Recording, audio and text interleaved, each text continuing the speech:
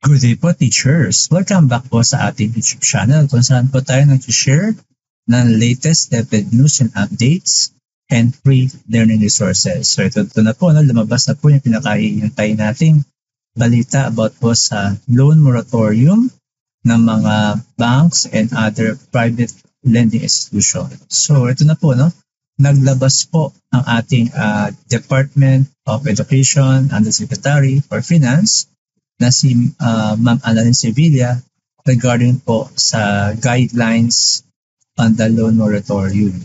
So sabi po rito on November 26, ating pong Secretary Sani Angara requested all financial institutions to provide a moratorium on the collection of loan payments for DepEd teaching and non-teaching personnel and employees. And ito pong loan moratorium ay meron pong iba't ibang category po. So first, meron pong 1-month moratorium. This is for all DepEd personnel. At letter B po, meron pong 3-month moratorium for bona fide DepEd personnel within the calamity areas as declared by the appropriate government agencies. So yun po yung mga conditions for 1-month moratorium. That's for all DepEd personnel, and for 3-month moratorium, yan po ay dapat within the calamity areas declared by the government agency. So mamaya po check po natin yan kung ano pong mga list of areas na declared po as calamity area po para ma-avail po yung 3-month moratorium. So next po is ito po So borrowers shall provide 1-month moratorium for all DepEd personnel and or 3-month moratorium on loan payments for bona fide DepEd personnel within the calamity areas as declared by the appropriate government agencies. And then ito po, very important po, kailan po siya mag-start? Mag-start po yung ating loan moratorium starting on January 2025 next year up to April 2025 as applicable. So for the month of December, dahil nakasahod na rin po tayo, regular payroll processing shall be paid. Ito po, So the loan moratorium shall apply exclusively to loan obligations including principal, interest, penalties, and other similar accruals and charges specified periods. And then ito po yung rin natin, pagtuunan ng pansin, ito pong letter F. The loan moratorium shall cover the financial institutions in the attached annexes. So mamaya po magpapakita po tayo ng different annexes kung saan po nakalagay kung ano pong financial institutions po ang mag-grant ng ganitong month moratorium. So meron pong 4-month, may 3-month po, and meron din po 1 month. Okay, so meron pong different annex po sa dulo. Okay po. So yan po, sa mga additional information rin po yan, ang guidelines for the loan moratorium. So ito na po tayo sa Annex A. Ito po yung mga list of areas affected by calamities or typhoons. So, isa lang po yan, So, kailangan po ay kasama po ang ating municipality para po makapag-avail po tayo ng 3-month moratorium. So, just make sure po, na magtanong po tayo para just to make sure na kasama po yung ating area for the loan moratorium.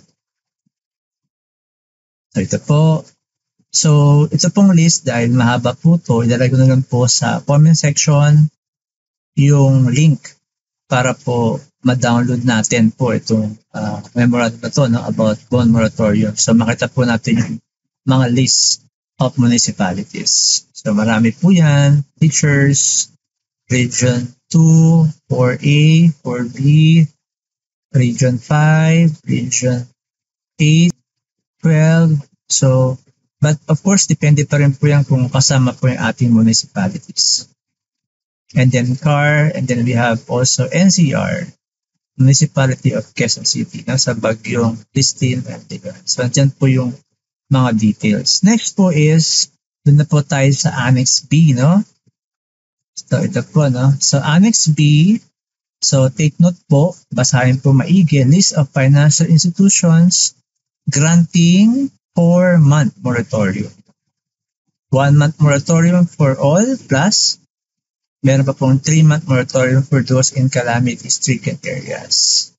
So, ano po yung mga mag-grant po nun? So, we have DepEd Provident Fund, Manila Teachers Mutual Aid System Incorporated, Philippine Public School Teachers Association or PPSTA, Rural Bank of Malolos Incorporated.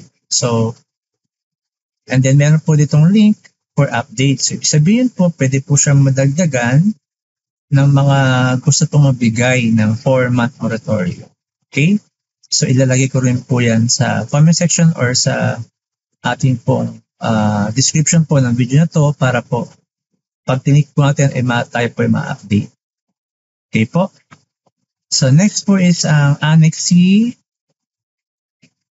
So, maganda po pag binabasa natin para mas naging clear, no? List of financial institutions granting 3-month moratorium. So, we have Land Bank of the Philippines, Beneficial Life Insurance Company Incorporated, Camarines Sur Elementary and Secondary Teachers and Employees Association Incorporated, and number 4, Rural Bank of Malolos Incorporated.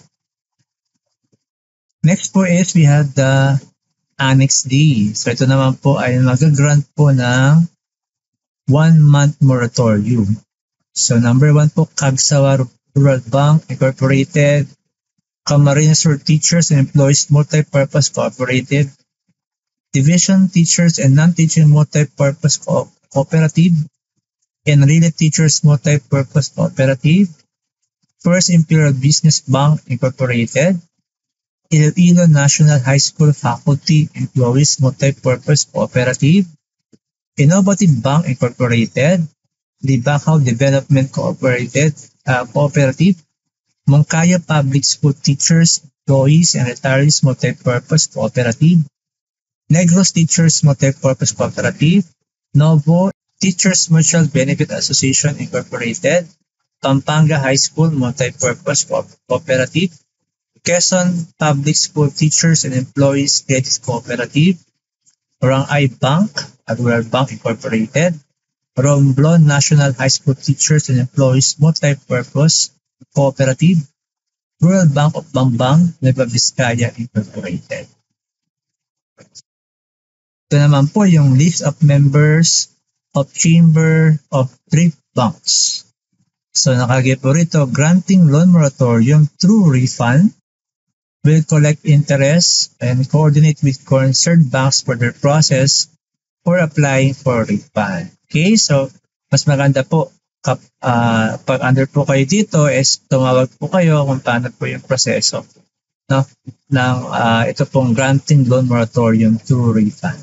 Okay, so yan po yung First Valley Bank Incorporated, China Bank Savings, City Savings Bank, City State Savings Bank, First Consolidated Bank, Legazpi Savings Bank, Malayan Savings Bank, Philippine Business Bank, Producer Savings Bank, UCPB Savings Bank, Wealth Development Bank Corporation, East West Rural Bank Incorporated.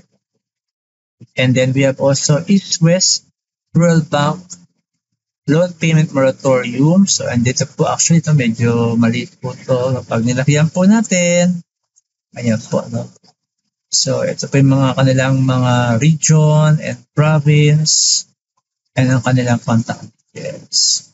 So ilalagay ko po yan lahat sa comment section at sa description po ng video para po ma-download po natin. So marami po nagtatanong, no, asan po ang GSIS and ang BDO, no, Banco de Oro Bank. So hopefully po is madagdagan pa po yung mga participating banks and other private institutions na magbibigay po ng loan moratorium. So yun lang po ang latest updates and maraming salamat po, teachers.